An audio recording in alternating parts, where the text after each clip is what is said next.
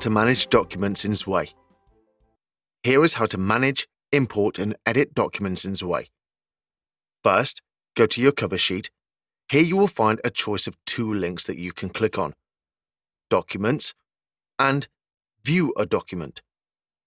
Once you have clicked either, you will now be able to see a list of all your documents. To open and edit a document, simply double-click its name. By clicking on the pencil icon at the top, you can also edit the properties, such as the name, or add the contacts that it involves. To upload or save any document to your desktop, click on the arrow icon along the top.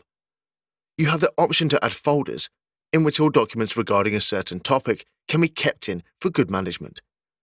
To add a folder, simply click on the file icon. You will then be able to move any documents into that folder using the move icon located at the top. Having all your documents in one place means no more chasing your tail trying to find them, and more time for you to spend on the important things.